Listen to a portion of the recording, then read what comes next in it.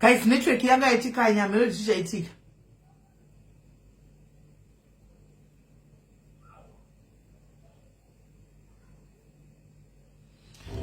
Live yanga itika guys, ameno zvaitika.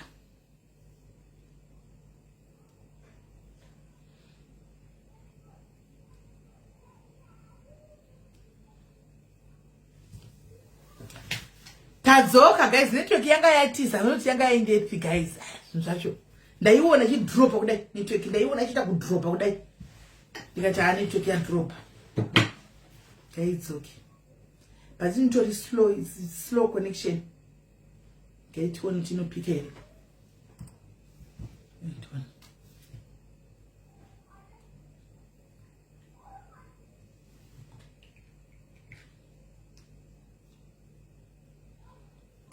Tazok.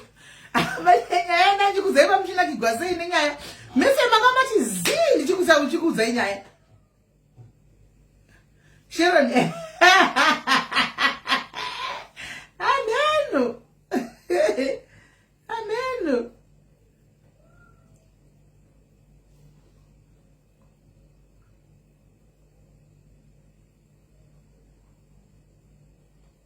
Network yangu dona ndaiona icho drop. Ndatoiona ichi drop odai. Ichi drop odai. Network. Yangu tin slow connection ndatoiona ichi drop chako ichito drop zvokutoda ndikatoti network. Papa inonyora kuti slow connection. I hope ichatitendera. The guy ndigwe ichinja network provider nimbo ichinja tuone.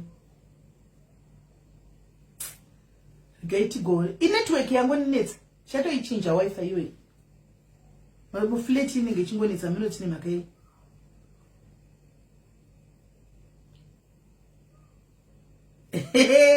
Telina udanyaya. Telina udanyaya kan. Makudinzwa zviri clearly. Yadzoka ka network.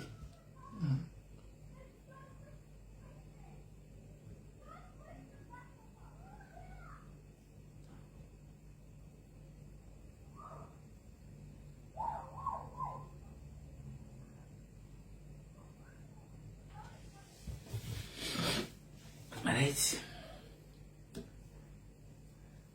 Ande guys, ande tegaiwa mwe vanga vari pano tegaiwa. Virgin Media Virgin Media inotonetsa chaiko. Handa ndakaudzwa kunzi ne vamwe iri best but flat iri kuitira mashura chaiko. Shondo diko noenda Vodafone ndoenda kune ipi? Zigenet. No, ndinenge ndangotora nendo akawanda ma network provider nongono ndichangonotsvaga imwe. Ndichatoona kuti ndeipi yaningachinja. Ndichatotsvaga ndochinja ndichinje because hi man.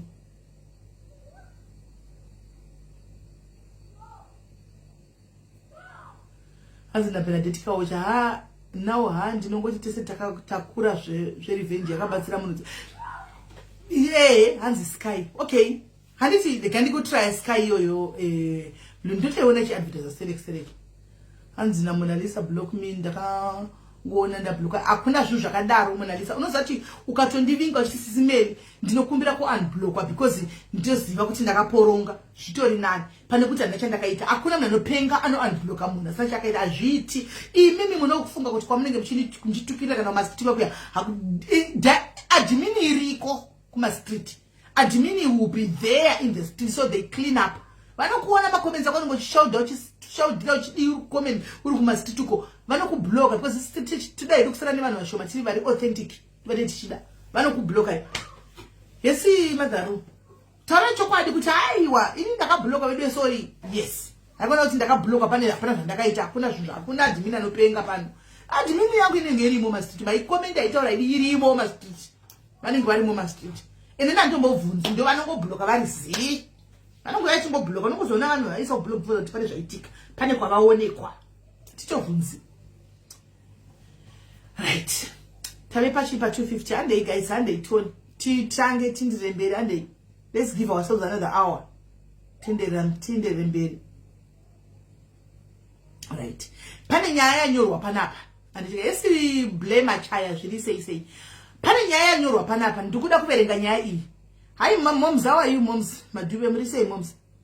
Tererai munzwe anzi get network that works. Ndo yakatanga kuzi ndo best but it seems as if is. Ndikaini kutsvaga ini. Ndikaini kutsvaga. Vana vari mama mane vakapfeka accounts ave mamu azivi. Vane vakapfeka mama accounts vachikuona izvavo. Hanzi sisi ina I need advice but as Heidi. I am sorry this is a bit off topic but kunzwa kuti vamwe vanotoroorwa voita futi mabranch anoda kuroora is opening up. Would I have, all right? I am 32 and I've never had a boy. Okay. I am 32. I've never had a boyfriend. How come? I attract men and they are mad, but no one of them ever commits. It's either anongo disappear when things start to get serious, or vanongo tanga kungo itaka behavior kungo tsama nekupopota pese pese. It's like I keep meeting the same people in different bodies. Sisimeli, I am tired of trying and getting disappointed every time. Ditori ne fear kuti what if it never changes? What can I do? Because I don't know what to do. Is there anything I can do, or should I just accept kuti ndizvo zvazviri and live alone? Ndine history abuse, so I've been telling myself kuti maybe it's a good thing since men can disappoint you. But the truth is sometimes I crave that companionship and someone anongotidawo. Saka at 32 it's not normal, my love. At 32, Nina wangu, it's not normal, honestly speaking. So apa azesa ili Heidi now, let me write. Is she still a virgin? Janga shaitani yanga gona kuti ashiti pindura. Things bisise, it's not normal. 32, no ways. It's not normal. It's not normal. Kune mweya iriko kunzoku yekwatinoberekwa mweya china mweya chi pane zvinotoripo zvirikutoshandiswa pamwana uchu kuti varume vadzinge varume saizvo zvisvi achidzinga varume saizvo zvisvi. I hope anoiona kudaira soon nditira kumubasa since ari Heidi.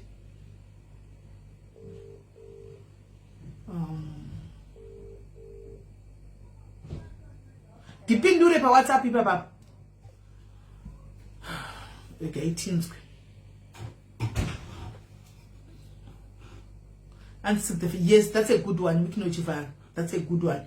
Seek the face of God and everything. Yeah, that's a good one. Is there anything that is too hard for God? What God cannot do does not exist.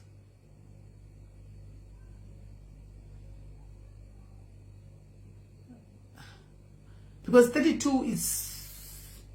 It's not right, guys. 32 is not right. No, I'm still. Let me understand the message. Let me hear from here. My 50 years refugee.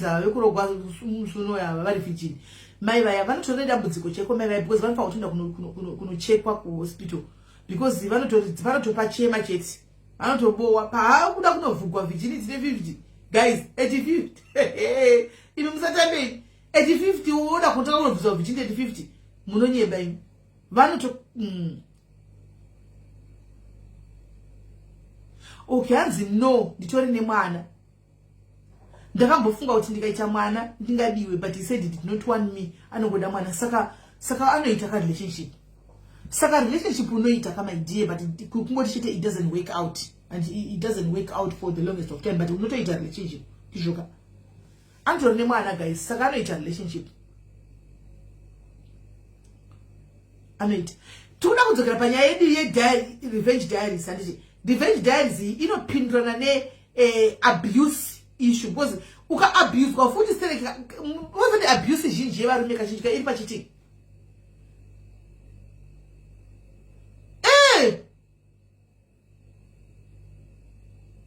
Hanzi na engineer, can I ask you after drama rese rakaitwa have you forgiven completely? Yes, I did. Hello. hello sisimeli. But sisimeli. Wangoti usuda ubuda pa live. Wabuda ubuda pa live. Because not ndinetsa sisimeli. Like in a relationship say kuti zvoni amutombosvika kana pakuza nauti kana kuti mudanana. Ko mwana wakamita sei musingaudza kuti mudanana? Sisimeli. Apanga pasina kana mai wefaya ndakupisa nyama seni. No, it's a right. Kana apanga pasina kana utomboti azvinombosvika kwese ikoko azvitombosvike kure nongonoita kana kuti 2 weeks zvokutaura pafoni munamba angoti si. Aiwaka. Ndoda kuwapa pati yemwana. How did you get pregnant? If iwewe uchita uite relationship taingotamba nezvekuti zvoni mungori vanaka muri kuchikoro mumboendawo out moita timbori shoma idzo taenda out tozokuita musikanzwa masters aripo jani kanda masters aripo masters option masters iripo kanda masters my sister ndopakangobata chinhumbi ipapo ndakatomuti. How old were you? ndine 22. Maingotamba 22 mupasira musingadanani. Kuti mangosangana handiti matotanga kungotaura muchingotaura and then taingoita zvouti zvoni muri kuuniversity muchingoendawo out and then pazvinozoitika zvozongaitika. So how did you tell the guy? Handisandamboudzwa nemukomana wandinokuda. How did you tell the guy kuti I'm pregnant? Ndakatomuudza ndisati ndatombomuudza ka ndakatomupindira nemwe musikana magubesi. Ndobva achichipa kwamzana I'm pregnant. Akangonditi zvoni saka wafunga kuti sei. Anoziva mwana wake as it is right now anoziva mwana wake. Anomuziva pamwana ndinochengeta ndega ndakatozoenda zvekuenda kuchild maintenance but kana ndaiti ndangokumbira anything aingotanga kunedza hasha kutanga kupopota but kind of child maintenance ndaitumirwa mamessages ndichitukwa all the time. No, it's not normal. So you're saying ausina mukomana nokudzo kuti ausina mbonyorero I love you my sister. Sati ndambonza I love you upenyu wangu. Handisandoreta mukomana kuti uri musikana wangu ndimukomana wako my whole life. I've never had that. Huh? Serious? Serious. Apa ndinovaona wewe kuti zvonika munhu anenge achidriva kana kuti latest cars. Because you are beautiful. You are beautiful. You are a very beautiful lady. I'm just so shocked. Vanhu vasvinu chaivo but kuti zvoni anenge achingouya achingoda kutaura newe achingoda kuita but kuti mungoti zvoni nyangwe paunongomuudzawo kuti ini ndikudawo something kana serious isaida anonyarara kana kuti rezo netanga kutsikaita kana kuti mabehavior toti munhu anongotanga kungoita hasha aunomboita anything because ndiri munhu ari very calm sisimeri anongotanga kungopopota kuita hasha. I think zvinatsondoafita because ndakaenda like on a date again panongesha my latest not too long ago. Takatanga tichiwirirana but because tautanga kutora tese zvaita zvoenda serious akutanga kuita tuhasha twechongoti anenge achingopopota achingotsamwa handizochi chinenge chiitika. Iwe paunenge wakarara papa yausiku tell us the truth. Aumboroti chiita zvebonde nezvinhu nemunhu kana chiwa usingaoni spiritual husband.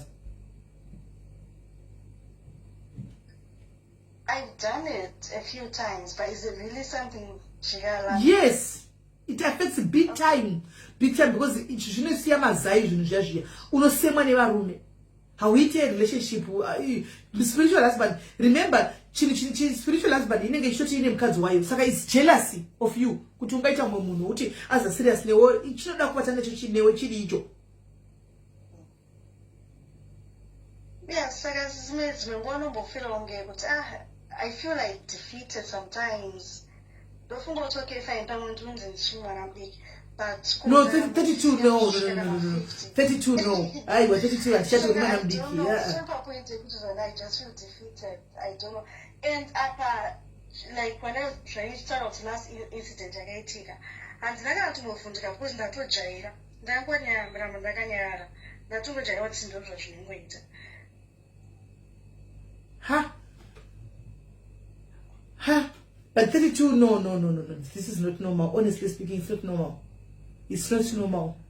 At 32, have you ever told mama? No, I'm so embarrassed. No, you need to tell her. Even You my need to friends, tell I don't her. even know how to tell them. Because all my friends were like, I was like, and how do I even? I just feel, is it me? Maybe there's something wrong. Varume like even pamunenge mchitamba baba pacho. Pane yanomborana newere mukutamba imomo like kungotamba kwame mchitamba sina kuti ave makuda kukomita serious. Munoteta bonde. That's where the problem is. Dani mazvona. Munoita bonde. I've experimented but nothing will happen. Also, she got a point maybe if I just give in. So I've done different scenarios. It's always the same thing. But your mom needs to know, my dear, because you can't go around struggle. You need to tell her. Can already embarrass the you need to do the Nichava taurira ini ndoshi kusangana nemwana but akutonyara takudzewo samama. I think takuda rubatsiro. We need help. Time is going. Na ivo kusatofunza kuti wo kosase usati wati waroro kana kuti kudini vanenge vachitosha tofunza wose.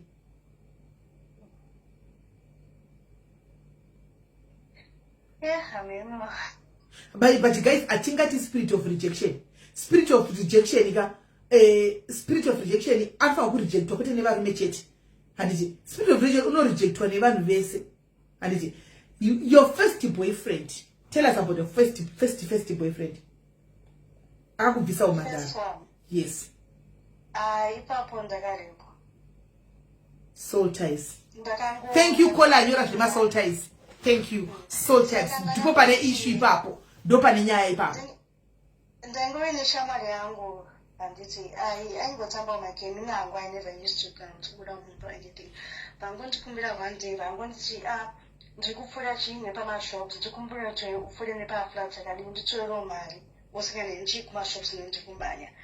But ndakatomboramba ndafunga kuti but anyway what's the harm, let me just go. But naenda muflat memwe mamangu zara maitonge mune party kandizive.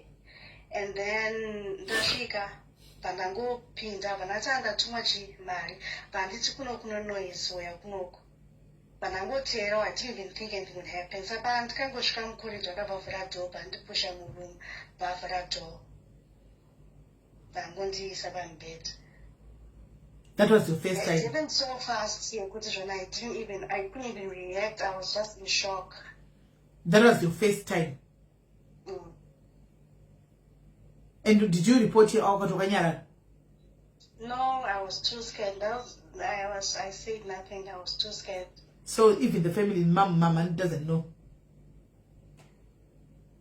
Vakazozviziva last day, but I was in my details. I don't think she wanted to know my details. Okay, I think that's where the problem is. Ndopane nyaya ipapo ndipo pane soul tie iroro. Ipapo ndopane soul tie iyoyo yacho ipapo ndopakatotangira. That was the genesis of that problem. Yaunayo. Iyeye munhu iyeye akakubata iyeye ipapo. You need help, my dear sister. You need help. Kumbona mata. Where do you worship? I think that but you do go, right? I used to, but Chivandanieta. Because then I'm going to feel on it seems like my actual one, but not to me. I get you. You feel that way. I get you.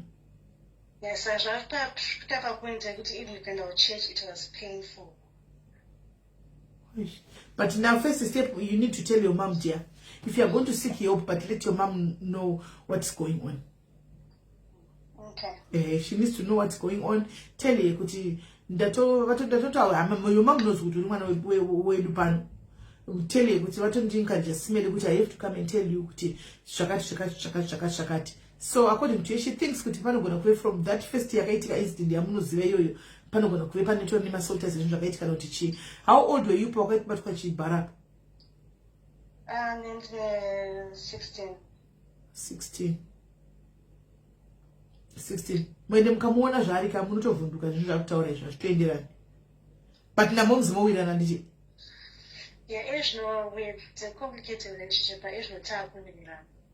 zvokuti you are free to tell her now. I think I can now. Okay. No, I think you have to do that. Then try to find help. And just to say, okay. Oh, sharp mwana. Mwana wangu pano chai kutodaro guys. Mwana wangu kutodaro chaiko. At some point I was the mom. Right. And change the audio when playing my evening. Getting my play the voice. You know voice changer. Hey, mina nimboenda ku voice changer kwa shoto one. Nandichinayo ire. Voice changer. Okay. Let's see.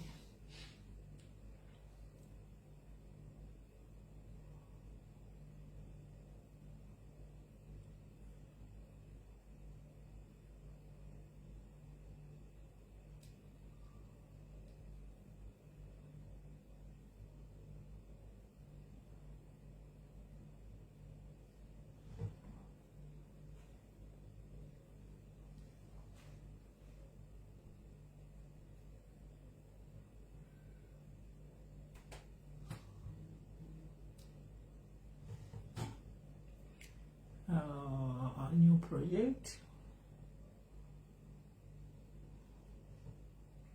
Should you say? Do you really? No, I see. Yakuzo ndifurira ma voice notes yamwe vanhu panapa. Manje iri kuti voice note ya. Mina ndokufara ndichage.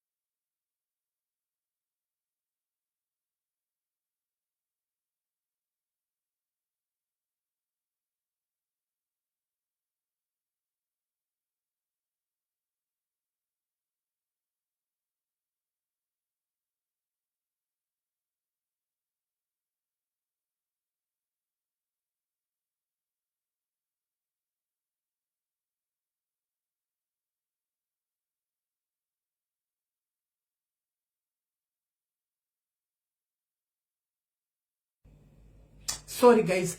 Ndorisa sepa fast forward. Hanzana hotelera motuza. Right. Yeah.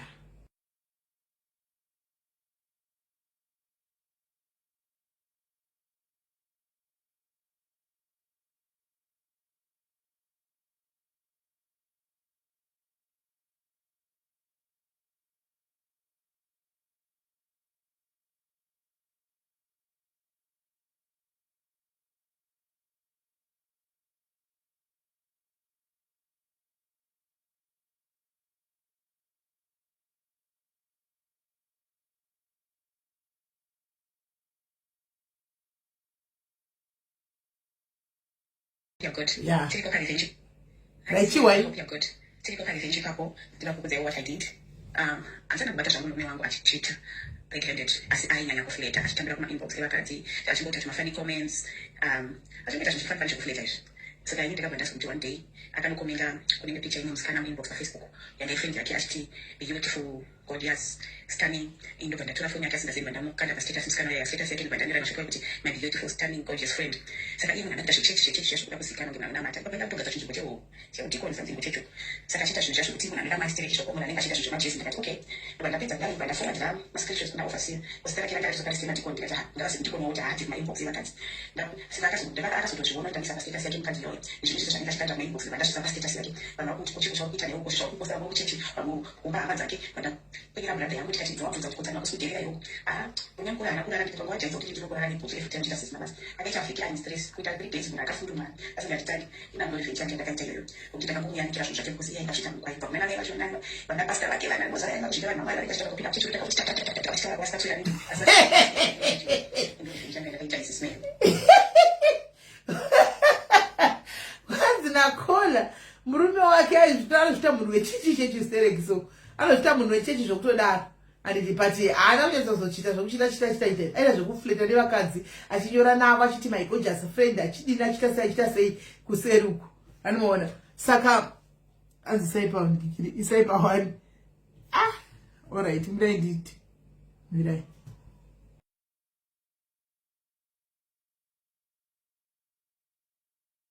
Toda kukudzaiwa what I did.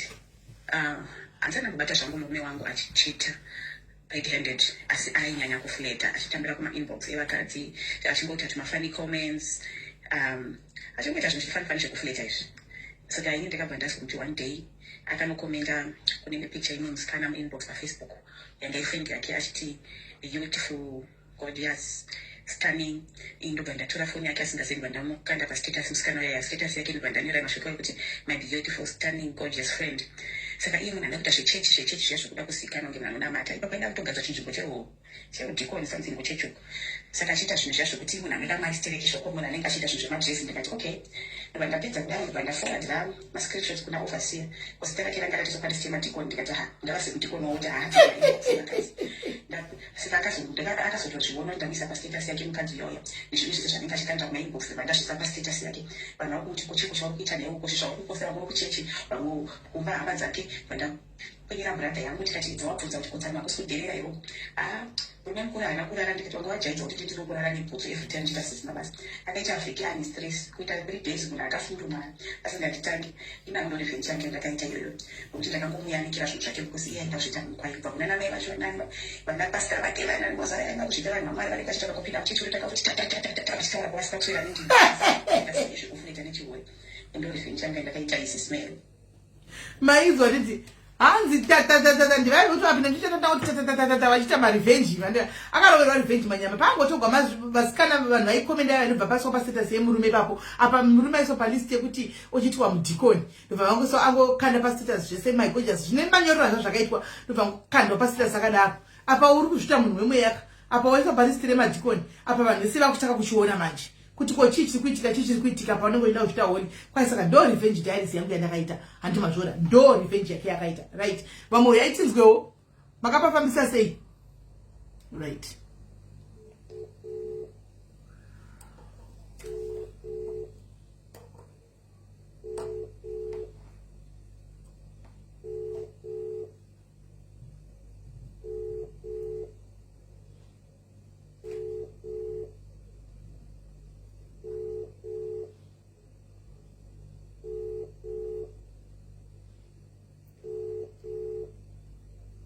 vachirova ndimi ndevachangopinda vototanga kutaura arimataka ndaravashakara ndaravasi vototanga kutoshimandanga akati vagadzirwa saizi iya ichapindi pamwe magetsi aenda ndizivi yanga achitaifona pamwe magetsi aenda amen I'm trying to call you.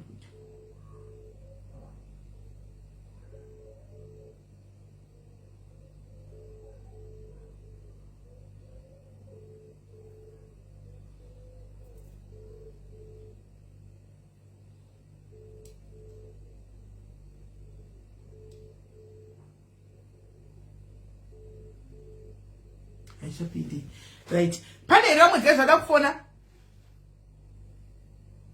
please tell me mubati kwenguvai I'm on live now right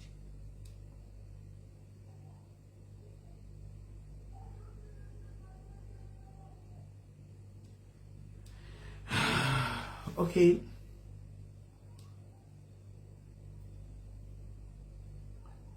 Right, vanhu vakatowanda umwe abva auya usvikanzi I'm in the same situation nakola, can't remember when last I had a serious relationship. Zvinongoita 2 minutes and the relationship just end like that. I've tried kunamata and I'm tired now. I'm 34. By the way, these days I'm feeling weak spiritually. I need help, but I don't know where to go. It seems as if vakawanda. Then there's another one. I know who this is. I'm going to smell it. I'm going to call her Ndini exactly. I know who she is. It seems as if I'm vakadaro. I think vakadaro shame. Anyway, but I don't want to guys. But I don't want to phone revenge diaries up. Varida kutuzonya edza uya imufoni tinzwe. Kana varume fona iwo futi. Munobvunza kufona varume fonai. Anza pastor Ndumauri. Chayo. I wanted to talk to you about my toxic families. Okay. Guys, munondivumira ndipeoka 3 minutes. Ingogara ipano 3 minutes. Mira ntauri na ushu. Ndofunga ndati nyacho ndigweunza ini. Mira indinzwe.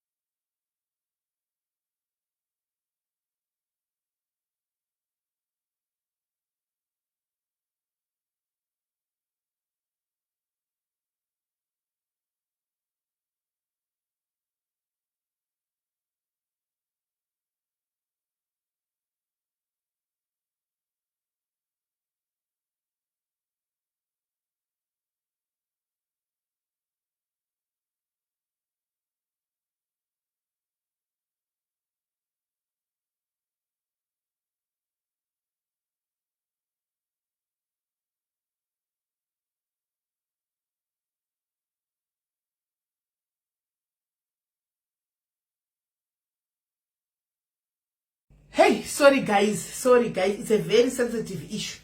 It's a very sensitive issue. It's a very sensitive issue. Now, sensitive issue actually yet tricky pakuti even very involved, they are on the life. They are on the life. So kuti ndichakwanisa kuti ndimubudise pana panga isingaiti.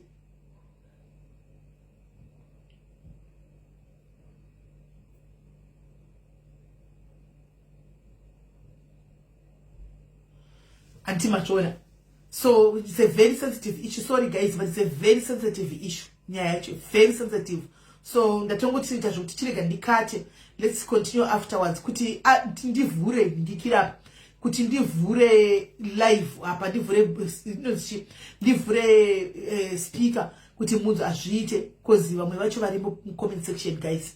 And so you have to understand sometimes kuti these people they are carrying a lot. But kuti ndichaivhura apa just like that azviite ashigoni guys zvanga singaiti because vanhu vacho vari mu comment section but mirai chetaura kumaseri vachauya they will come vachauya kuya vari kuya mirai makadaro zvenyu kuya vachauya right. Pane senda message yake pano hanzi haisisimeli I'm going through zvamamuchitaura mamanje kuti you were alone uye ukarwadziswa haugoni kupinda murudo futi ina handina shamwari oro ani zvake uye ndikada kuita relationship hakuna kwainoenda munhu anongonyarara ndonyengwa asi muswa ndobvuma zvatovharana I have a lot to say handichatofunge kuti ndine basa ndinotovaraidzwa zvangu nemi I'm 30 ndine 2 kids kana bonde handimazviona and chitipai sensitive yacho tinzosimeli I can't mother for now I can't vachazotaura vega because the other parties also in the comment section I can't. The time will come. Great for the Nina Welush.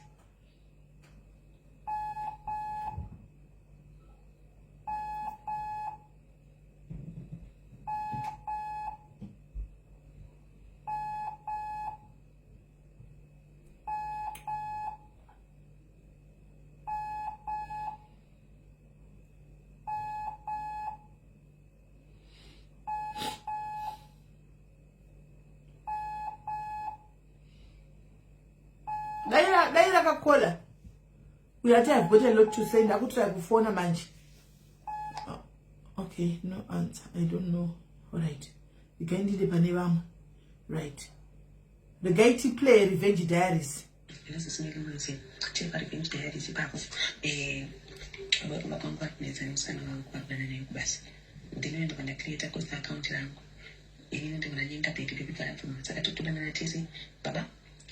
Na maitese tudana ni sawa.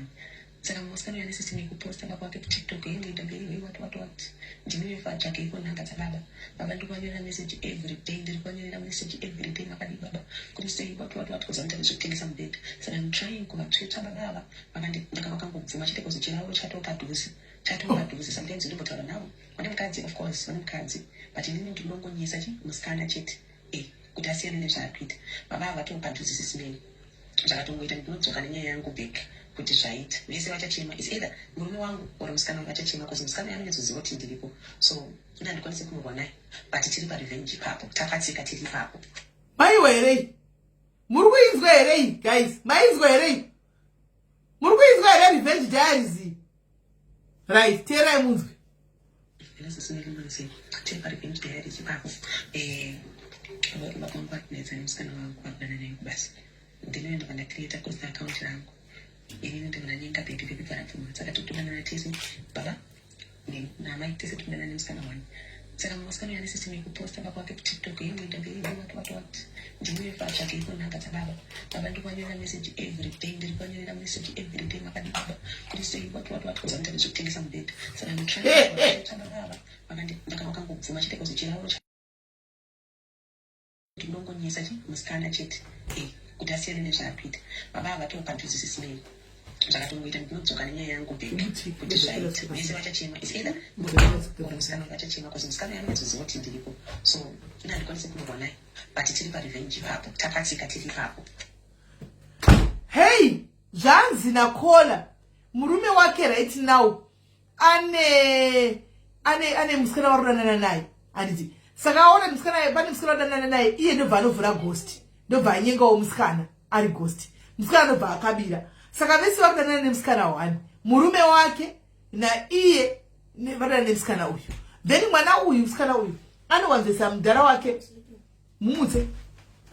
Kelly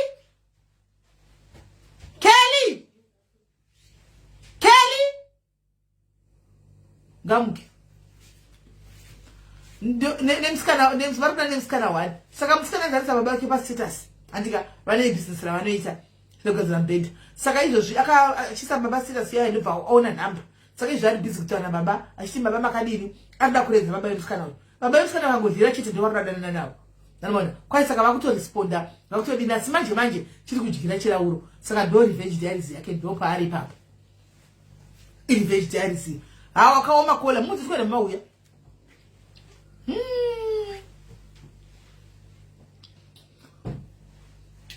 Ha pakaipa guys. Pakaipa. Okay, pane uya kufona.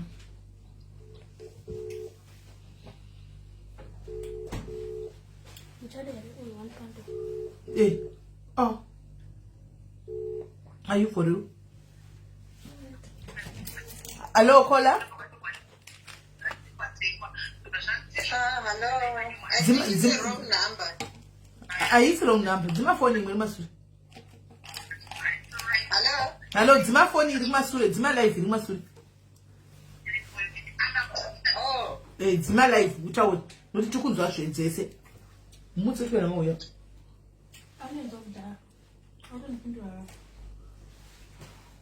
Why dzimandi? Right, stand tinzwe. Zvakamira sei pa Revenge Diaries?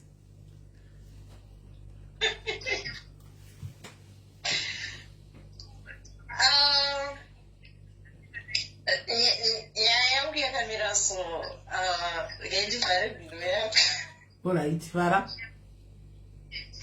Okay, I've been married for the past 19 years. Okay. There are 2. So, at first, my husband was okay, but when we came to South Africa, 2010, so along the way, I remember Sarabada, and all that stuff. Then he started to change.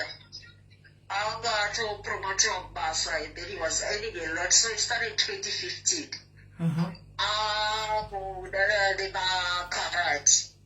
In South Africa. And he became like obsessed with Makarati, Ajija Bisa, Ajija about dating sites, Ajita about country, and I would find out all those sometimes or to Garada, so I got busy performing about Basa, Sister Tell him, Tora, is ever busy performing packing about dating sites and all that stuff.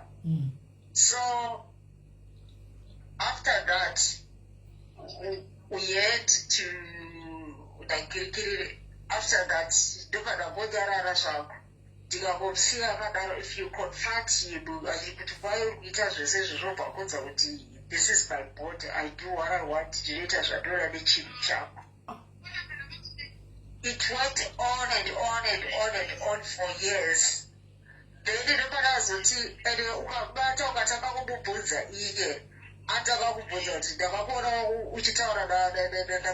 next door. So which is say Patafaba and then it was all about to hide. So every time when you bring up you reach up I'm a doctor grava very Kupa. No matter what days or I will do it. Because every time you want to cover up your tracks, and then it end up hearing so it turns always went on. Then I don't want to start our days here. Even if my sisters are going to look up that late, the other ones here. Because I was coming to Tabana, they want to hear this kind of year. And then you know, the tools are done that you teach and things like that. It discusses what support as well. So as time goes on, the Jagandi Rwanda is a waiting. zvakandirwadza because akasvika pakutamba nemwana nemusikana yatogara mudhuze achitodiziva munhu wadaititsaura daidu pavatoita mwana wese ende ndakarwadziwa svika pekupedzisira. So as time goes on ndopa ndakati no ndakatobudza ndikati iye awatanda because pane pekutanga ndambomubata akuda kutono achitoarrange like a engagement party with this other lady. Ndoba ndazvibata and then I confronted the lady zvikanzi akasindambondudza kutanga nemukadzi chichichichi ndikati it's fine handina kurwa newe but I just found out that uzvizive kuti ari mukadzi. Then I confronted him then ndikati ngatisiyane akabva aramba akakumbira uregero akati you never happened from now on I have changed and ipapo that was actually 2020 almost about 10 years activities and they are still doing this. So it went on. Ndoba zvaita sezvaitanane akaita seambochicha kandi angakudyira mudhuze nekuti you won't suspect kuti ndoba akudyira. Pandakazvibata it broke me zvisingamboita. I went into depression zvokuti ndakaita sekunoti ndichapenga ndikarwara kuota kutarabeno. Then after that ndakabva ndazozvidza kuti no, I'm not going to cry. I'll revenge. I'll revenge and I did revenge. I made sure that I have to get somebody who is better than him. Professionally, even who looks and all that. And then around the world, I started because I have a video calls with his girlfriends. I have a video call after that it was a bed breakup Singapore. But she had support of the family members. But that lady was in Zimbabwe. They started going by South African like research, and then they had the doctors to tell who was like 9 years older than him, a lot of South African food. So when I find out about that, I just turn up a video calls, he holds at the Garabara.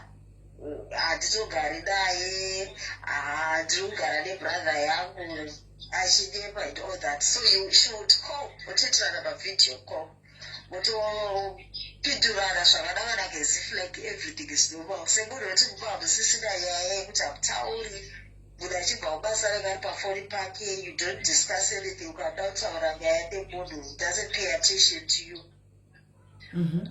That is when you want to be intimate, that's all. No, it's like a family time, we never had that because it was for him work at the his phone, that was it. So later on, enough is enough. The way you treat me, I'm going to treat you back. The way I'll not it. So even with the, like all these years budget, I told you 16 years till it is. And then you thought we shall just after all the 16 years till it is. I don't know, you have been doing it and you didn't do anything. Why start now? I should it. This is not you. They got to, okay, you are going to push me with the details like this here. So later on, then I find this guy. I told him that I told him both Mari and don't have a brush. And I got over a brush, just I have to do that.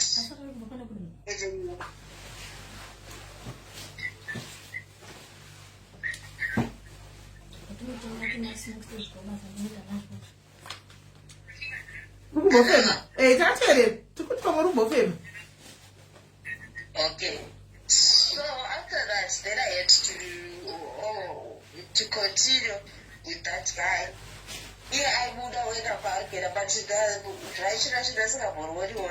was like only like so good chat of my phone.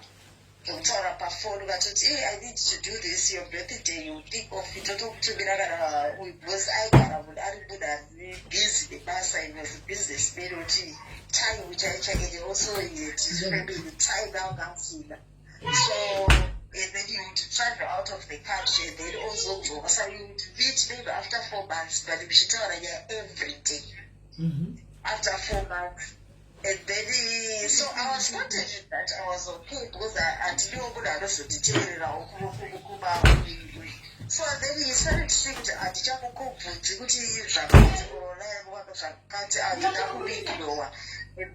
then so one day I got to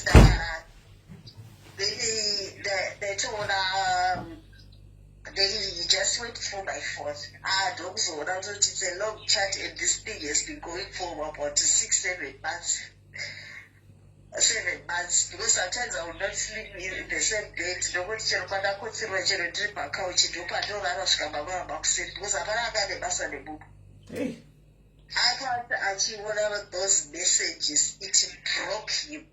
Jessica boy because I remember when I want to achiti taura dore bedroom rakavhurika tichienda bathroom etedaye tikunokorera tikaona dhedhi vakagara vakabata shaya vachifebereka ini ndakarara ndisi kuziva zvekuti if you were supposed to kill me you was going to kill me that night but makuseni nepandakaona ndakarara ndakaisa foni yangu nezvandakaona iri ndakangozvudza tafinish anambondibvunza kana kuita sei aita kuda emonth akana kuti bvudza ine ndakufla manje kana atisithi kunarufunga chi watch the place there clear everything up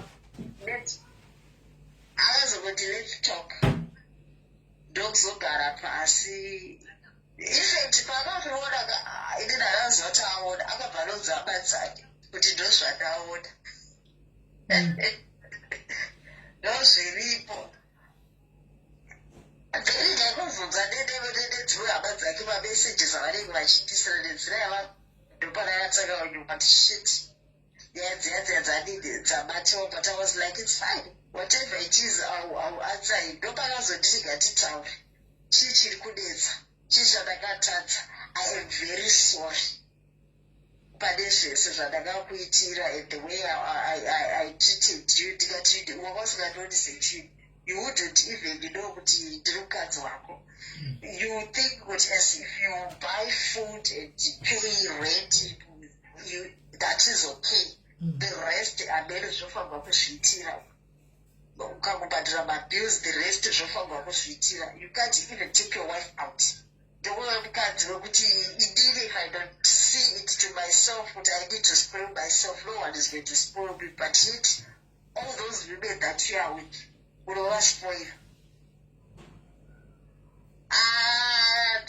ndomazoti wati tichaita sei kuti zvichide so andazvandambobudza ndakangokuti figure it out so yet to read those message kutanga kuona zvandaitaura nethat branch pamafoni ako then he started doing that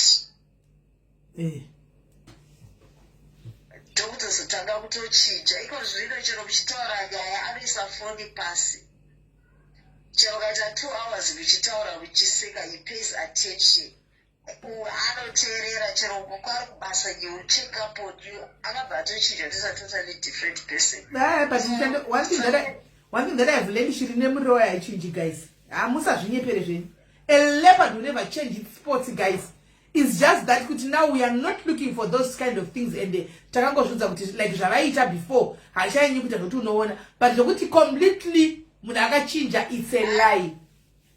It's a lie. It's a lie. Yeah, that is a lie. That is a lie. But zvareda hachazviti zvazvepachena he hides it zvine respect darikano kuti munhu yoti call in front of you achikufonera girlfriend yake achiita video call unewo zvazvokutoti iwo hauna basa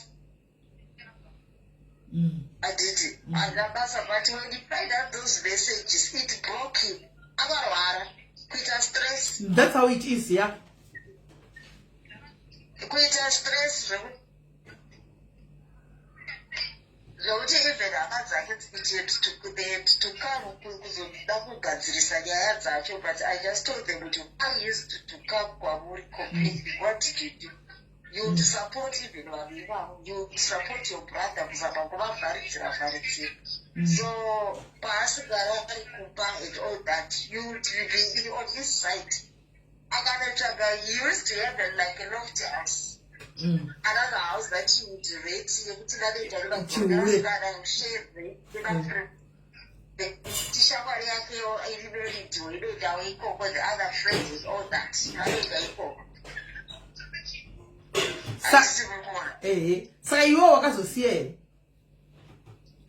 Ndakazosiya because ndakazoona guy was buried. Saka what if the way I feel that is the same way that somebody is feeling and all that, and to juggle two people at the same time, I don't want to lie. It's not a child's play. Obvious. It's a child's play because you end up neglecting one person and fall for another person. Yes. Yeah, true. Exactly. Saka kuda kusaidira unozonyanya wadira and zvinge zvisisiri right because inini chaite at that time moment handini kuti mubabangu I didn't care padeno chero yega yangu aina chaiko I would like une maoko ita work or anything. Just something that I want you to do, you would not care. Because now teacher you want to ask Tarisa because at least somebody's checking up on me. So yeah, it was that. But as a lot of sugar you even now the chicken look now we are now almost like 15 years that all for we are reaching 16 years. 16 years and then the father Ratokura. This is body little high school. You reach a grade 10 and then the things are going to be like that. Can you keep on doing that in front of the kids? How would they behave you? How would they respect you? Which it aside all that. Saka those with I Fugagara, so plus they were core, you can't be at 48 and still doing all those. Oh, you'll be shocked. You couldn't have 50 Chakadaro Shawak. You'll be shocked, my dear. You'll be shocked. I know. I know because today my dad, but I'm sorry, instead of let me prepare myself for retirement. Yes, for would you prepare your cards? Over women, especially this South Africans, they will not. Apana, no, you want my say.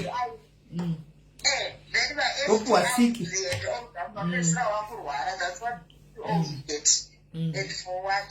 But on the other hand, I'm not saying good and bright, it's a good thing. It's a good thing. It's not good to eat it, but these people, I don't want to like, why don't push her to the limit? Honestly. Why don't push her to the limit? And when he knows that he is wrong, I just I'm the one I pushed him because I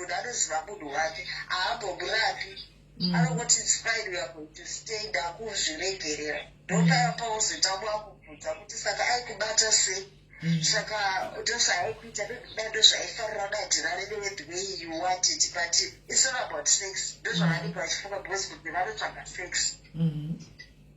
It's a lot to make a situation. So, but if it's right now, but I always leave a room for disappointment. But somewhere was more as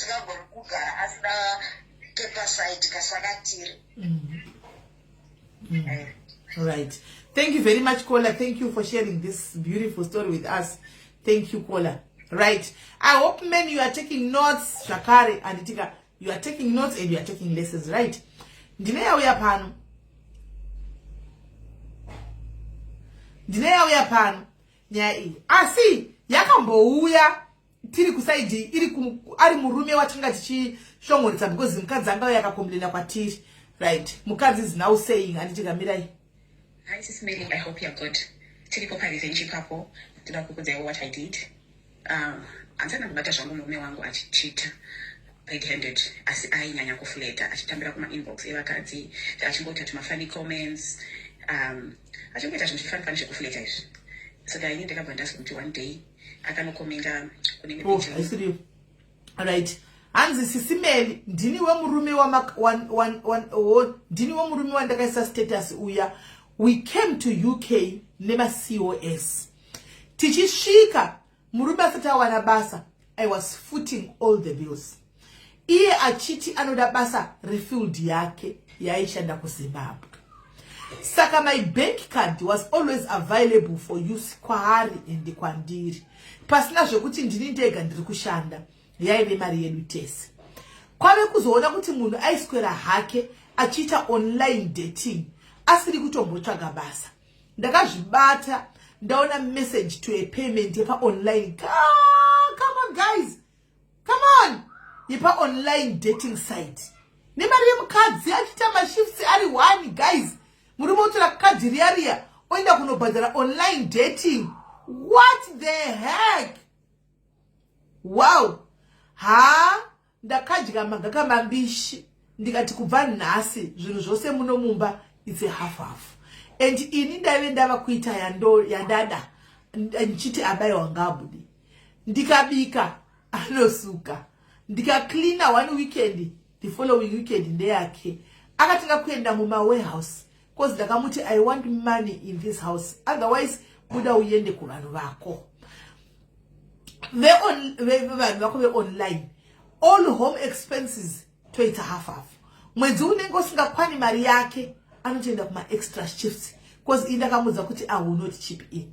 I have forgiven him but I was broken kuti ndofane kushanda iwe oshandisa mari ku dating site.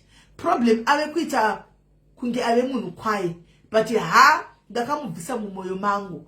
Chira kanditi I love you handichanzwi ini. How ndave free spirit. I go out with my friends kuma show ndave kuenda. Iye anenge achiti haite zvemashow nekuti anonamata. Ndoenda achisara ogane vana. My revenge is sweet because I now do what I want. Ende zvinhu zvaaindirambidza zvaana mashow achiona nekunamata ndava kuinda. Basa tave kuita half akundirerutsirawo. Ini ndagogarira child care. Ndikola right. On this one guys muri kumudza kola vakauya nema COS.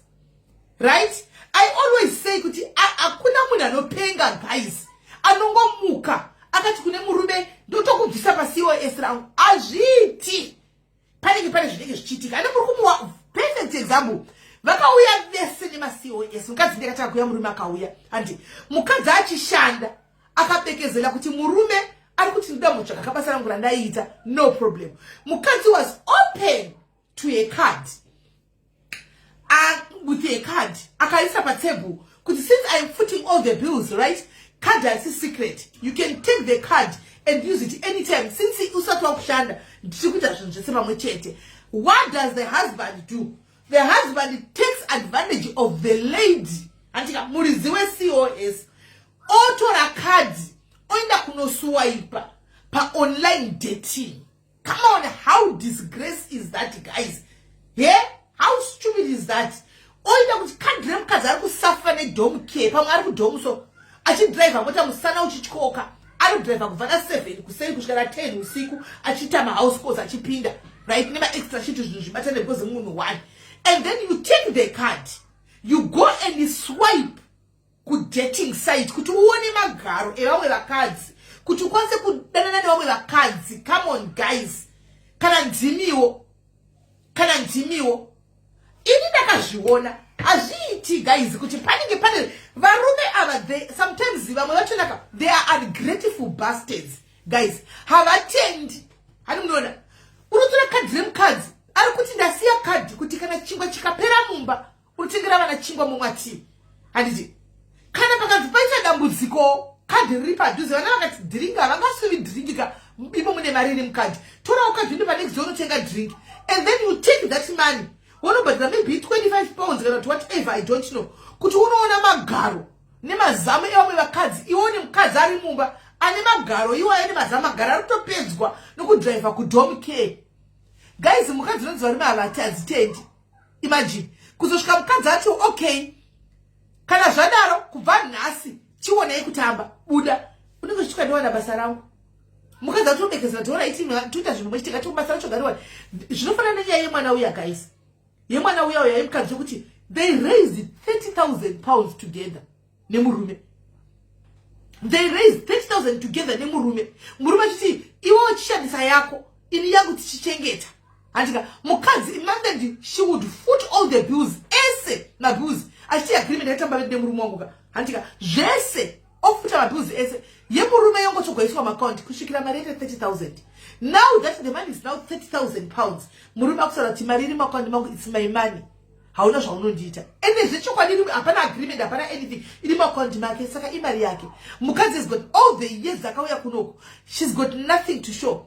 Because akafunga tukuronga zvinhu pamwe chine murume uyu. Kani this guy is deceiving musikana uyu mwana wevanhu. Ari kutoda mari. Akabuka kunonyora English yake kunikiri. Murume ndozati dzokera kuAfrica. Kuti achisara akabata mari. Come on guys. This is my place neye yuyu. Yekuti card iko zvino wakushinda kumaweya sikopo. Wakuchiomesegwa manje wakutinzi tochita ati yako unoona mari yekunyenga stereki andi ndio unoone kusweba kuma side tochita hafu mumba chani ngachichaga mukadzi kuenda kunobuka kumurume kunosweba ku dating house ku dating wacho api kokwane ngari tisina mukadzi wakemba yomwe chi guys, let's say the truth. Chakuta amba kunoona chisimo mukadzi wake chihura nje. Ndosaka ndati guys, mahure rume edai akangochinja location chete. Asi chero munavo muri ku America kana muri ku UK muri kupi usafoka zvudza moyo mako kuti akatodzikama. Ausati wazvisiva chete. Ausati wazvisiva chete. Havachinji, these leopards will never change its spots, guys. They'll never change their spots. Vakungotamba chete vakachenjera chito kuti usazvione. Asi zvokuti uzviudze fikafi yakuti anzi akatozodai tozozvitenda tazviona saThomas. Ungara chikuzati anything yonke insipo yawo chende anytime chinogona kuvhunduka. Andimashona. Saka varume inzwai guys. Kadi tengera vana chingwa. Woenda ku dating site. Amen.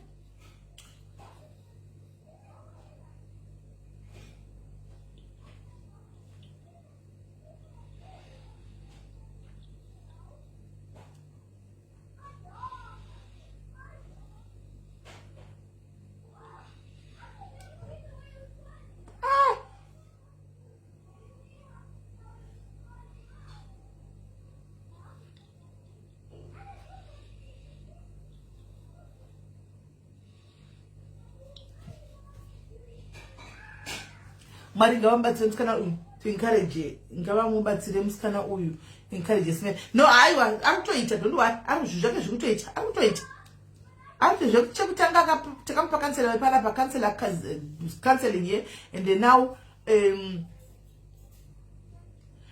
aiwa itozati woman sugar cane farming chinenge chitika murume anenge achitokuvhara and ione kuti we are having a fresh start andikuona kuti musiyo ese mwana uyu anenge achinzi let's have a fresh start zvazvakaita kuAfrica zvezviya no ngatitange panyuwani titewo something handika imagine kuti pa 2 years vanga 3 years vareza mari yavo 2 years 3 years I mean 30,000 iyoyo now there's but chandongoziva ka musikana ngaisiye chandongoziva handichi arikujola kamari kokanope 30,000 inopera asina kana kutenga bhasikoro rinofamba chaipo inotopera mavani because musikana udana naiko zvino is there after she's after that money arikuti achaipukuta mari iyoyo achaidya mari iyoyo andimona kana angoidya yapera mari iyoyo ndopachasvinura ende musikana nemukadzi anengatanga kutoshanda maybe akutosevhera mari yake ega varume vane utsinye guys pane chimbotora pema sometimes kuti you sleep with the devil, you dine with the devil. The person who's supposed to love you The person who is to protect some needs to protect you. The way yavanohita naivakadzika utongoda kuti ndimuroi Satan akipa akagara varume kungoti we cannot live without them. We can't live without them as well. And so the probability of balancing, I don't know kuti inozofamba sei pakadaro antimaona. But honestly speaking, amen. Vari pera mwane Revenge Diaries. Okay, this one was calling. Let's call it.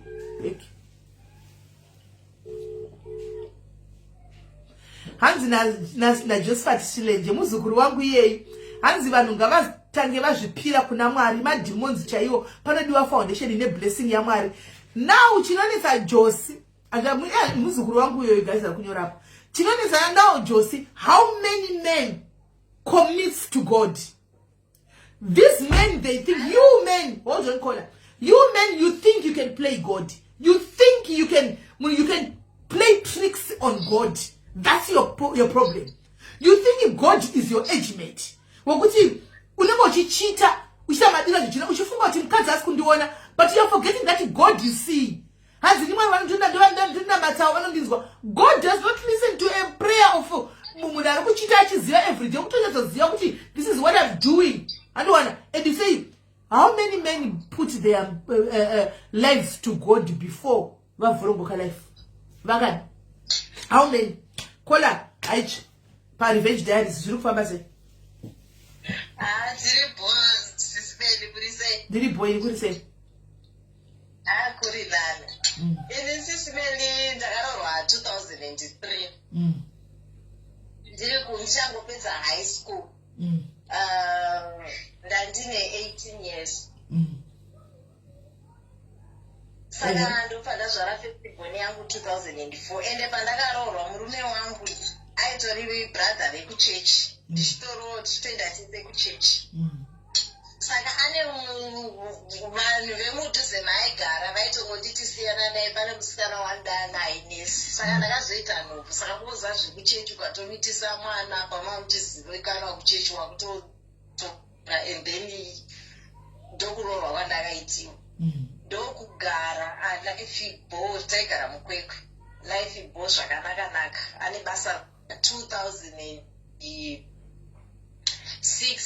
ndobva auya kuno kuSouth Africa 2005 gore rakunopera ndopapa auya kuno kuSouth Africa atowana basa rakanaka kunoko ndopandakazotevera the following year after 5 months zvinhu zvichichina zviri right everything I could get anything that I want ndandisingashandi ndiye aishanda but baba vakatanga kuchinja havadzoki kumba dzimwe nguva neuchingonzi mashift ekubasa this and that mashift ekubasa pamwe every 3 months ndaidzinda kuenda kuZimbabwe unoona hama kuZimbabwe ndotoya ndakatengerwa magrosari zvese after every 3 months ndopandakazoti so uri mwana mudiki hauoni kuti chichiitika wakangorelaxa so yes makore achifamba nekupukawo uchitaura nevamwe ndokuzoona kuti pandaita mwedzi daya ndisipo kune munhu anotoya otogara pamba pandaita mwedzi daya ndisipo pane munhu anouya achigara pamba ndopatakabva tanoti 2007 yapera 2008 ndopandazoona kuti okay musikana uya idana baba vakudhara ndichiri musikana wandaingonzwawo nevazvavo kuti ndiyo vandanaye before vasati vatondiunza vakatotanga vaunza musikana yemuSouth Africa ngarinesi ndobva vatokugadzirira zvese mavhisa zvese that time kwakune mavhisa akawanda basa akatanga kushanda kunoko zvese vatomuprocessera madocuments inini ndakagumira form 4 ndaingogara katiri pamba saka amai vangu vakatanga kurwara ndopadaipota ndichiya ndichizoona amai kuti uchiti kumurume mari yekuti amai ndomadhezi ekuzonyanyonetsa nyaya dzefree market ma2008 murume ndokunditengera stock ndokunosira munin'ina wangu kuZimbabwe stock iyai ndopakadhuka mangoda kwachiyatso ndikati ndakunanga kwachiyatso murume zvaizva kutomunakidza pandiri kudzoka ndiri innocent ndiri munhu ari right anoda murume wake zvakatanga kuti asisiri musikana yeye vakawanda apa masiki ndinorapwa kuchipatara kasingaperi ndopandakabva ndazoti one day ndaenda kwaChiadzwa kunotenga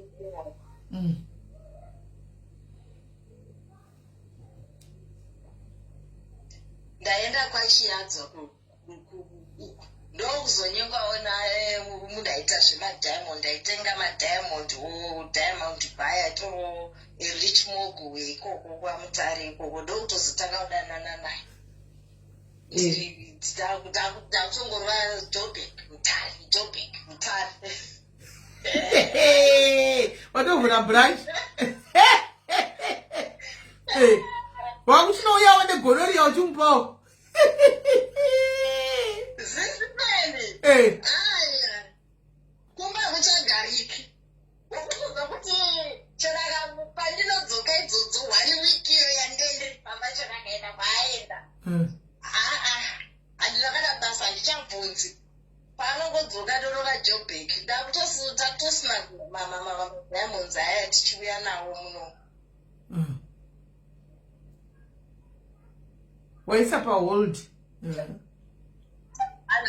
takutosima mauya aya akutondida kutomubatsira achimapinza muno muSouth Africa chiya chizomatengesa kuno life ibo amai vangu ndakutochengeta zvakanaka uko hatisisina varapiwa zvese zvinhu zvese zvave right life iri kutofamba munina wangu ndavhura business iyakunoti ndikati iyo stock yaya wakandipa iyoyo ndakatanga naye kwaChiedza ndoiri kutondipisa mari ena handichaendisi zvekutohodha hembe zvatongove zvokutovhara mari ndakutopiwa from emadiamond ipapa nerich mogul yai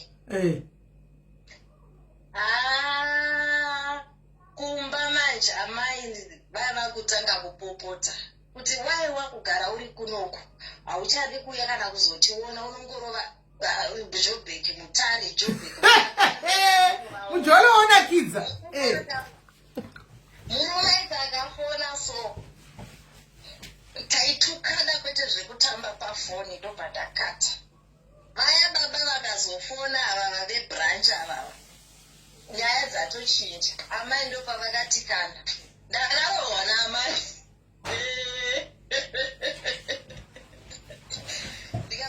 ndatoti mari yamuri kudya ndovairi kutobva kwete kumukwasha wenyu wamuri kuti akaroora munozviziva pese pandaiya kuno kaisara achipinza mukadzi isiki ngani dzakakaro handitozivi kuti zvinandisvitsvagire chirwere dzange kutsvagira vavo ndo zvandakapindura amai vachipopota kwete zvekutamba saka ndokuzodzoka ndobva ndazoti one time vaya vati vari kuuya kunoko vakati ndonobhuka kuhotel ndonorara ikoko inini ndikati kana mubhuki kuhotel handeikumba ndobva ndangosvika ndikati ndaya nebusiness partner ndokugara pamba vachibuda kuenda kubasa poto ichisara ichirohwa vachibuda kuenda kubasa poto yairohwa mumba imomo nai mwari we ma 2008 mumba imomo vane 28 poto yaisara ichirohwa mumba imomo vakati kubasa poto yorohwa mumba zvakanaka ndopa vakazotiudza hanzvadzi yangu vakati hatsano muna uri kumba ukukukukukukukuku handisi kuzvinzwisisa because vanowirirana tsano voya vondibvunza ndikati business partner hapana zviripo ndotovashedza nesene kuti nai vanhikirire ndinodanana neminini vanotori nemukadzi wavo ndotovamuzira mukadzi wavo ndimufonere izvozvo votofona ndokuzora kutoti panapa murume ndopakaona kuti pasisina ndopakazochimbomira kumboita izvizvi ndopandaita mwana wechitu nemurume wangu tapinda 2009 ndopandakaita mwana wechitu ndikambodzikama ko wakaziva sei kuti mwana ndewe murume wako iwairovetsa kwese aiwa ndewake anga asiri werukuku alright tagara 2010 yaya tati 2011 madhezi andaiyamwa manje ndati arika ndichisiyana nazvo ndofunga murume wangu amboita akakuita munhu kwai adzidza anga asina akaingosuspect baba mwana nenyaya yekuti uri kutoyamwisa uri pamba hauna zvauri kuita usisina mari iri kuunza vakati vakazotanga kuita zvinorova vave vakanotenga rimwe flat mujamestown. Ivo una uchiti kune vanhu vari kuloja kandi ndokwakwa kutogara imwe girlfriend yatu yakutogarira ikoko. Because mari anenge anayo zvazvisociety ndo mwana wekutanga pakanoti grade 1 zvikaine murume zvikanzi ndina mwana wangu anodzivana vanodzidza muno muSouth Africa chienda unogara kumusha iwe unenge uchiuya after every 3 months kuya kunoko uchizondiona tikatombokweshana kuti hazviiti akati my decision is final because he was like 10 years older than me. Narcissistic behavior Saka my decision is final. Ndobva ndaenda ndatototsvaga imba yekurenta kuya amai vanga vatoshaika akuti ndinogara mumba kwaamai hazviiti pane muroora ndobva ndanotsvaga kwangu kokunorenta imba yese ndobva ndanogara ikoko. Unonoti panovhurwa zvikoro 3 months kauri muZimbabwe ndozouya kuno 3 months iri handisi munhu anosoreka tori munhu bo ndikati koma ndiyo ndakurova ndanga kwaMutare ndodzoka muJoburg macho asi tichizotengesa diamond asingazvizivi vana vasikamwe basi tichigodaro pamaholidays ndodzoka wakumba undoita wife unoita accident ndachigara ndisipo unoita accident nayo ukola uchinda kuJoburg asingazivi anodziwa nani unoita accident Mwari anochengeta. Mwari anochengeta. Saka as time goes on manje ndopa akazoti azouya kumba munina wake akandiona ndine umwe munhu ndazodhibana nemunina wacho ndobva akazofona uya ndobva azouya akati ngatitaurirane ndobva takazomudza ndikati every time ndotozviziva kuti kuna ningi ndakumudza ndikati ndaikubvunza unenge uchindirambira. I can't live like this yokuti masika ndainorapiwa ndandisingazivi chinonzisikiri. When you find me ndaitori mhandara with the only men wandaiziva muupenyu hwangu handinambotamba umhandara zvese izvi. And then now you come and ask me all those questions. Apa une vana vangani before after vana vedu avatakaita to you've got 4 more kids with a different woman. Ndobva ndomboti ngatisiyane ndobva tazosiyana ndobva tazotanga kuitawo zvegold tiri ikoko chita kuitawo mari ndopa akazodzoka akandinyengerera life yakuita zviri nani akati ngatigadzirisane ndikati alright ngatigadzirisane but ndobva ndijuta akabva andibira mari akauya kuno kuSouth Africa akabva anyarara pakuzomuti konhaiwe zvikanzi mari yandakatora yaenderana nemota paukatanga kuenda kuZimbabwe payo chipana vakudzidza Zimbabwe ndaida mari yangu yemota tikangoti it's fine ndokutozosiyana kwatakaita. Sanga adzoka kuzongotora revenge chete angauya kuzorova revenge diaries angauya kuzorova recovery kuya kuzorova revenge akatora mari now yavira about 5,000 US and then since taironga tiri tese tiri mhuri ndikabva ndamutichi akutoti ngatitenge mota yekuti ushandise kuita basa rako iri kumakorokoza ukoko ndobva atenga mota ndobva ndamuti chinyoresa iwewe uchiita ini ndinde nevakomana kumakomba uchiwe uchisara uchiita kwakuita izvozvo kwakunyoresa mota yese muzita make kuti ndiikleme mota inongonzi ndeyake ndobva atenda naye then ndobva atora mari yese yanga iri mumba baitori towards Christmas tatato 2013 towards Christmas 2014 towards Christmas muna December ndobva atoenda ndobva atouya. Saka imi muchina here wewe Diamond uyu vakazofa baba vai vakazofa vakaita cancer vakazofa because takatozongocontinue like that and then eventually ndobva vakazoshaika So then I continued with my life. But I know baba vevana vanoendesa kuchikoro zvese vanoita. But you was wakazenda ku South Africa manje. Uchiri ku Zimbabwe. Ndichiri kugara kuZimbabwe. Uchiri kuenda zvegozvo. Ndokuya kuno for business chete ndichidzokera zvangu. But zviri kufaya haro business. Yeah, zvitombozama. Manditi. But iyo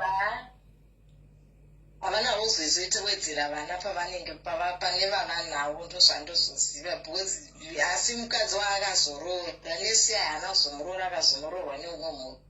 Mukadzi waakazororawo havana mwana vese arimo vanogara muno muZimbabwe. Zvakadzoka haana kuzodzokera kuSA. Akadzokera but mukadzi wake anogara futi anono mukadzi anogara muno muZimbabwe. Alright. Agari nemukadzi. Iye ndiye anopota achiuya kuno kuti havo vasina mwana. Saka yati hatizivi kuseya so yandogara nemukadzi achida kushanda ari kuvasakagari nevakadzi. Achiurasve. But with that time when I was revenging Sisimeli handidi kunyeperai. I could feel kuti no. Not kuti unenge uchida munhu wauri kudakirira naye iyoyo, but know that I want him kuti andibate agonyatsonzwa kurwadziwa kwandinoita. Nekuti inini what was I supposed to do? Ndinobva kumba alright wakandakatinotsvaga basa ukatiti handina mukadzi anoshanda gara pamba you raise kids uya housewife I'll do everything for you alright zvese unozvana zviri right chero chinditira zvese but inini I play my part uye kuzoita vanhu vakawanda ndakunorapwa vana gonorrhea data kurapwa gonorrhea at 20 years. That was man. Zvasingaiti unonangirikirira 20 uchizodai paunozonosvika kuma-24 wakutorwa mapiritsi chausina kupita chausina kutsvaga but iko zvino watongove upenyu kutongokurukura saizvo yatove kukurukura unge waposwa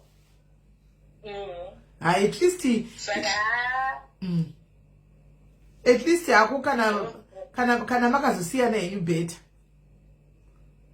But pakazongangirikirira ipapo pakazozvidiscover kuti baba vaye vakaita 1 week vari pamba pangu enge isiri business partner azova neproof akambogara akapinda mushawa akambozvidira mvura ari mushawa akagara pasi. Ndozvinozivikana vakadzi vakuchita torai satani anogara pasi achitora manosi chaiko. Zvokuti ndaifunga musi wacho ndikati akabuda umumuka aini ndafa ndakatodafa ndozvandaifunga kuti nhasi ndatofa chaiko ndakafonera kupa kuti mukanzwa kuti ndafa musashamisika but haana kundirova.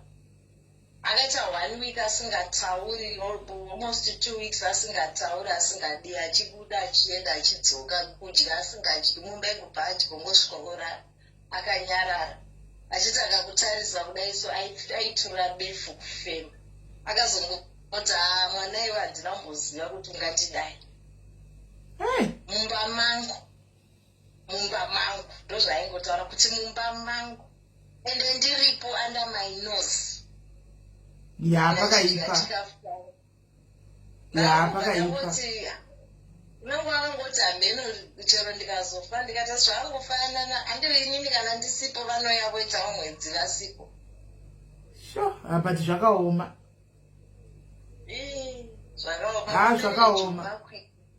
Zvakaoma, right. Thank you very much, caller. Thank you for sharing the story. At least men, you are taking notes and you are learning, right? As well as women, right? Thank you very much, my sister. Right. Izwaimunzwe guys panapa. Mr. Nyamayaro Varipo is now in the house. So I'm thinking, let's give him an hour. Antika, you can now take you can now take all the COSs, all the people in the UK about my new rules and regulations aya ekubuda anditika emunyika muno makabuda muno mwayaya. Now we are going to have a chat navo anditika vachitaura and then muchibvunza kune vasingazimisi nyama yaro anditika is a solicitor anditika a lawyer muno munyika wezve immigration ishi vane ma questions vaya vane chii kwaiko zvinotomboti sendekei dzedu idzi anditika dzemjolo tombovaunza anditika. So I'm not gonna mix nyaya 2 anditika ndakudropa guys 1 hour chete ndakudropa and then we bring Mr. Nyama yaro panapa and then vouya vodini vokwanisa kuti vatsanangure. Saka guys all the COSs chibva imadedzana all the COSs anditika and ne avo vagara vakare vari muno vese anditi uyai muzwe zvizere. Let's put to rest all these speculations kuti this like yes, I saw people panicking a lot. Now when I interpret the way I could understand and so let's get to hear neshadzo anditika neshazo zvinishi until muripo guys ndokata and then todzoka and then we continue anditika.